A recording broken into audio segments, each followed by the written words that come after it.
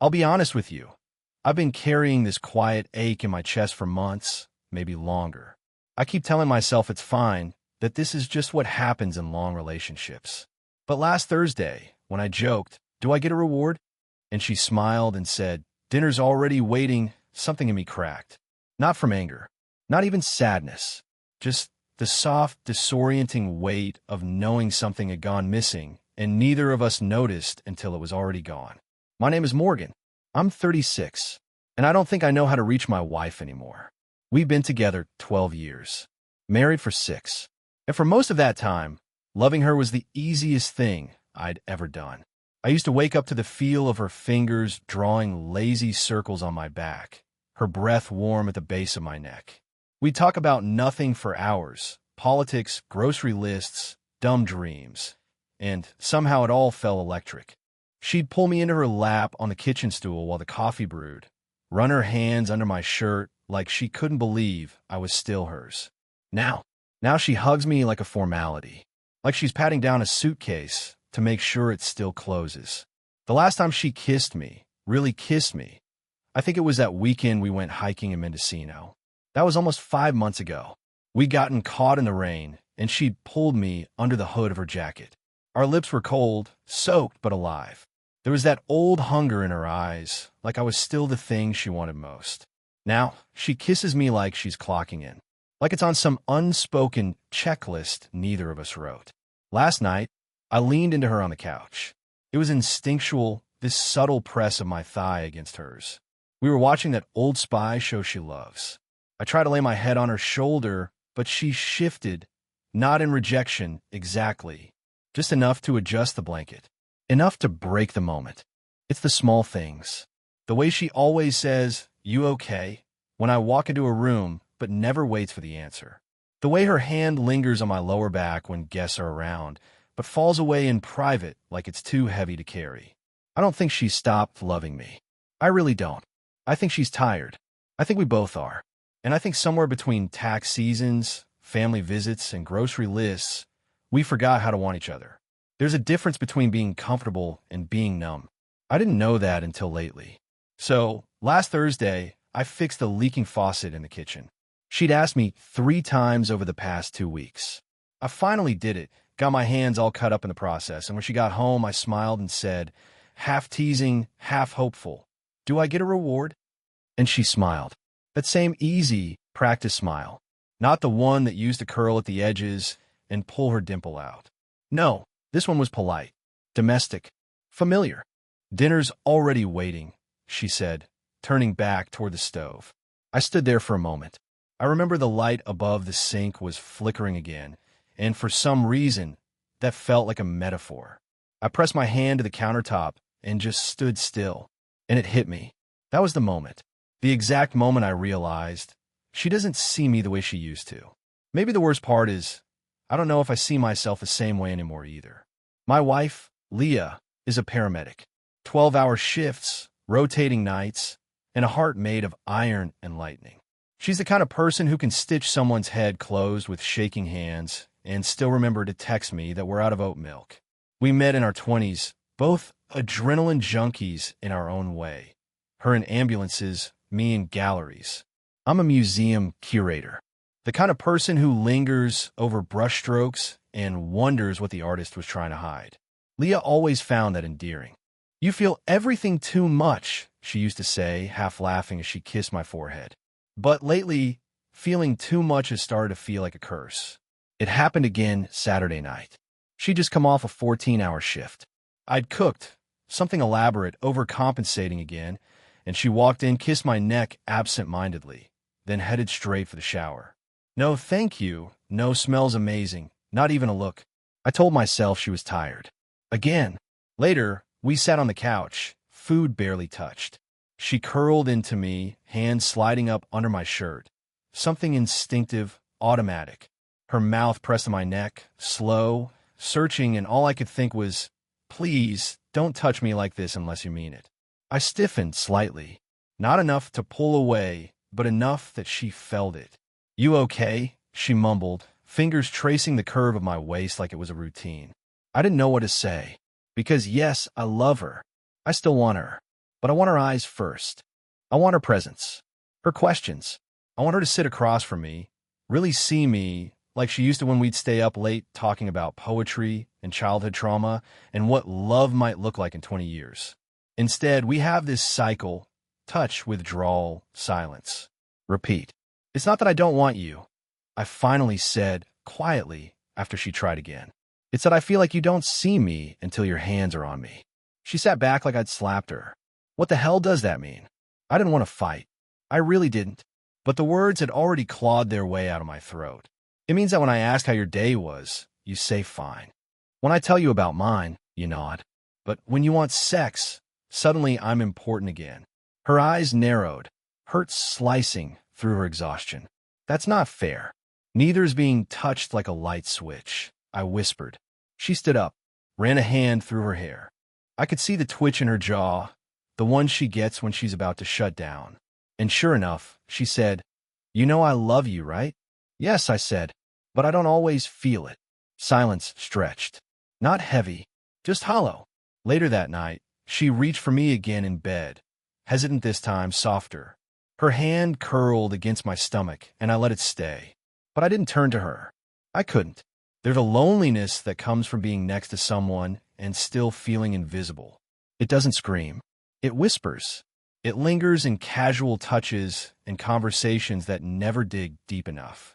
It lives in mismatched love languages. Her body, my heart. Her rhythm, my silence. We're not broken. Not yet. But we're close enough that I've started counting the cracks. It happened again on a Tuesday. We were folding laundry, one of those quiet domestic chores that used to feel like intimacy. Socks, towels, her scrubs, my favorite black cardigan. Leo was humming some tune from the radio, half off key, half-hearted. I didn't say anything. I hadn't really said much all day. I was standing at the bed, smoothing out a fitted sheet, when I felt her come up behind me. Her hand slid around my waist, warm and sure, pulling me into her. She kissed the back of my neck, soft, slow, familiar. And then, without warning, her hand smacked my ass. Not hard, not aggressive, just the kind of playful tap she used to do when we were first dating, back when it made me laugh and spin around and kiss her breathless. But this time, my whole body went stiff. I didn't mean to flinch. I didn't mean to ruin the moment. But my muscles betrayed me. My arms froze mid-fold, and my heart tightened like it had been caught doing something wrong. She didn't say anything at first, just stood there behind me, hands still on my hips, waiting for me to laugh, to relax, to be how I used to be. And I wanted to. God, I wanted to. But I couldn't stop the flood of thoughts. Why now? Why like this? What if I'm just laundry and skinned her now? Why does every moment of affection feel like a prelude? Like it's not real unless it ends in bed? "Hey," she said softly, pulling back just enough to turn me around. "What's wrong?" I shook my head. "Nothing." "Morgan." Her voice had that tired edge again. That defensive slope it always took when I didn't respond the way she wanted me to. "You've been off," she said. "Did I do something?" I looked at her face, those eyes that used to melt me, and I felt nothing but a pit of guilt and distance. "You didn't do anything," I said. Her hands touched my waist again, and this time she leaned in and kissed me. It was gentle, measured. Her lips moved against mine, like she was trying to wake something up. I kissed her back. I did, but I couldn't feel it. Not really. It was like kissing through glass. The motions were there, but the meaning wasn't. She pulled away, searching my face. "You sure you're okay?" I nodded, because what else was I supposed to say? That I was tired of feeling like a body on standby? That I missed the days when she'd ask me what I was thinking just to watch me ramble? She went back to the laundry. Quiet now. Humming gone. And I stood there, arms limp at my sides, wishing I could rewind 10 seconds and respond better. Wishing I could feel something other than this tangle of guilt and resentment knotted up in my chest. But instead, all I could think, over and over again, was, why does everything have to turn into sex? It was supposed to be a sweet night. I'd been the one to plan it, which, in hindsight, already felt like a red flag.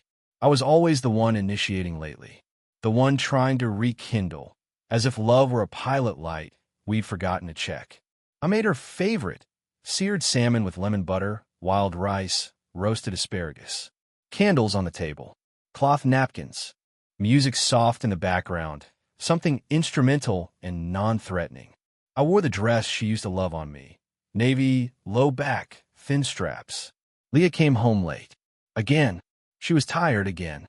Dropped her keys, dropped her bag, and gave me a half-hearted "hey babe," before heading to the bathroom to wash up. When she came out, she paused, looked around the table, smiled, a real one, I think. "This looks amazing." I exhaled. Maybe tonight would be okay. We sat down, ate in mostly silence, save for clinks of silverware and the occasional, "This is so good." And I tried. I really tried to just be present, to appreciate that she was here, that we were fed, that we were still trying. But then she reached for my hand across the table and gave it that gentle squeeze. That squeeze that, lately, always meant, "I want you later." And I felt it rise in me, a tide I couldn't push down anymore. "Is that why you smiled earlier?" I asked. She blinked, confused. "What do you mean?" "When you walked in, when I said, 'Do I get a reward?' and you said, 'Dinner's already waiting.'"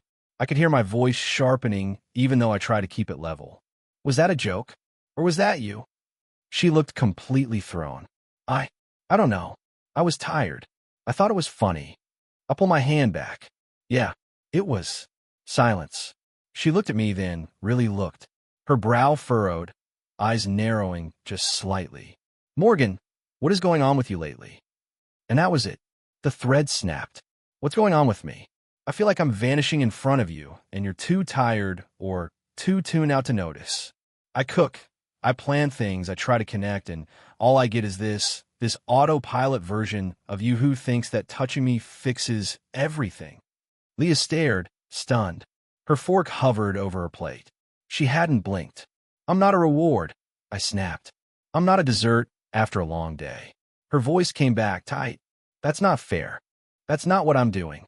"Then what are you doing, Leah?" "Because all I feel is used. Or worse, tolerated." She pushed her plate away, sat back in her chair. "You know I'm under pressure at work. Don't," I cut in, "don't throw work at me like it explains everything.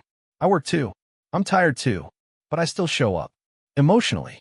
I still ask how you are and wait for the answer." Silence again, the kind that filled the room like smoke. Leah stood slowly, jaw clenched. "I don't know what you want from me." And in that moment, neither did I. Because all the things I wanted, her attention, her warmth, her curiosity, her want for me, none of it could be demanded. You can't beg someone into giving you what they don't even realize they stopped offering. She walked to the sink and started rinsing her plate. The sound of running water felt almost cruel. I sat there staring at the flicker of candlelight and the untouched wine in my glass, the lump of shame building in my throat. She was right. I'd blindsided her, and maybe I hadn't chosen the best moment, the best words. Maybe it wasn't even fair, but it was real. I didn't cry until I was in the shower later. Not the delicate kind, the ugly, heaving kind. The kind where you don't know if you're grieving a person, a moment, or just a version of yourself who used to feel wanted. And through the tears, through the guilt and confusion, I kept hearing that line in my head. "Do I get a reward? Dinner's already waiting." It felt like everything was a transaction now. Like affection had a timestamp, a condition. And beneath all of it, echoing inside my chest like a secret I was too ashamed to say out loud, why does everything have to turn into sex? The days after the fight felt strangely hollow, like someone had turned the volume down on our lives. Leah stopped reaching for my hand. I stopped making dinner. We still lived together, shared a bed, texted about practical things, groceries, bills, the cat's vet appointment, but everything else had gone quiet. There was no more teasing, no more casual touches, not even the tired, habitual kisses on the cheek before bed. She slept facing the wall now. I didn't ask why, and I missed her. Cool, you missed her. But every time I thought about reaching out, about softening, something in me folded in on itself. A voice in my head kept whispering, "You already said too much. You already made it worse. Let be." One afternoon, I came home from work early. I found her sitting on the back porch, staring out into the yard, a beer sweating in her hand. She looked tired, really tired. Not just work tired, soul tired. And I saw it, plain as day. The sadness in her, the confusion. The way she kept checking her phone like she was waiting for something she couldn't name. She wasn't the villain in this. I knew that. Leah had always loved me with her hands, fixing things, holding me, bringing me coffee without asking how I took it. That was her language. She had never been good with words, not the deep ones. And I had demanded poetry when she only knew how to speak in actions. She wasn't wrong for being who she was, and I wasn't wrong for needing more. But somewhere in between, we had stopped trying to translate each other. That night, she made pasta. Nothing fancy, just jarred sauce, overcooked noodles. But she made it. She set a plate in front of me, didn't say a word, then sat down and started eating. We didn't look at each other. Halfway through the meal, she said, without lifting her head, "You know I still love you, right?" It gutted me, because yes, I did know, but it didn't feel like enough anymore. I wanted to say something, to tell her I loved her too, that I missed her, that I hated how we'd turned into strangers. But I couldn't get the words out. My throat tightened, my fork stalled midair, and all I could do was nod. And she just kept eating. Later that night, I lay in bed awake while she slept beside me. I watched the ceiling, listened to the slow, steady rhythm of her breathing. There had been so much good between us. Years of laughter, resilience, little rituals that stitched us together. But now those threads were frayed, and I couldn't tell if they could be repaired, or if we were both just holding on out of habit. I thought about how easy it would be to roll over, touch her shoulder, whisper something honest. I also thought about how exhausting it had become to be the only one asking for something more. The truth was, I didn't want to lose her, but I didn't want to lose myself again either. And as I lay there, caught in the space between longing and fear, I asked myself the hardest question of all. Do I try again, or do I let go? And I didn't have an answer. Not yet. But I knew I couldn't stay in the silence much longer. Something would have to break. Either open or end. It wasn't dramatic. No sweeping gestures. No impassioned speeches in the rain. It was a Tuesday morning. Leah was standing at the kitchen counter, pouring coffee into a chipped mug we'd had since our second apartment. Her hair was still wet from the shower. She wore one of my old college sweatshirts, faded navy, frayed sleeves. Something about that sweatshirt made my chest ache. She always wore it when she didn't know how to feel. "I think we forgot how to talk to each other," I said softly from the hallway. My voice surprised both of us. She turned slowly, coffee halfway to her lips. For a long beat, she didn't say anything. Then she lowered the mug, set it on the counter, and leaned her hands against the edge like she needed to steady herself. "Yeah," she said. "I think so too." Silence hung there, heavy but not cruel. Just tired. I stepped forward. "I miss how we used to be, but I don't want to go back. I want something new, something better." She looked up at me, really looked. Her eyes were glassy, but dry. "I don't know how to be better," she admitted, "but I want to learn." That was all I needed to hear. Not promises, not poetry, just the truth. I walked to her, slowly, carefully, and when I reached her, I placed my hand on her hip, not to pull her in, not to start something, just to let her know I was still here. She leaned her forehead against mine. No kiss, no heat, just skin on skin, breath on breath. "I think we need help," I whispered. "Therapy, space, honesty, not just sex when things feel wrong." "I know," she said. "I've been scared to say that. Scared you'd give up." I was scared too. We stayed like that for a while. In the middle of the kitchen, coffee cooling, the morning light spilling through the blinds like forgiveness. Later that night, we didn't try to fix everything. We just sat side by side on the couch, knees touching, watching a movie we'd both seen a dozen times. At one point, she rested her head on my shoulder. I didn't flinch, and when we got into bed, she didn't reach for me. She just whispered, "Good night, Morgan." I whispered it back, and meant it. We were still in the woods. Still bruised, still cautious. But something had shifted. Not a return, a beginning. And I realized, maybe love isn't about always feeling wanted. Maybe it's about choosing to want each other again, even when it's hard. You know, I used to think love was about effort, about trying hard enough, saying the right things, doing the right things, touching and being touched, making time, making dinners, making it work. But now, I think love is more about understanding. Understanding who we are and who we're not. I used to crave the way Leah touched me, the way her hands felt like home. But somewhere along the line, I started needing something else, something quieter. Someone to ask what I needed before assuming they knew. Someone to see me, not just reach for me. And I didn't know how to ask for that without sounding ungrateful. That's what no one tells you. It's possible to be deeply loved and still feel deeply alone, especially when the love doesn't speak the same language your heart does anymore. But I've learned something hard, something important. You don't just get emotional intimacy by default. It doesn't come free with the years or the sex or the wedding vows. You build it moment by moment, question by question, silence by silence. And if you stop building it, if you start replacing it with routine or obligation or just physical gestures, it crumbles. Quietly, without drama. And one day you wake up next to someone you still love and realize you feel like a stranger in your own life. I almost left. Honestly, part of me still wonders if I should have. But what I know now is this. I'm not afraid of being alone anymore. I'm more afraid of being touched without being understood. Desire without intimacy is a performance. But intimacy without desire? That's a friendship. I want both. I deserve both. And so do you.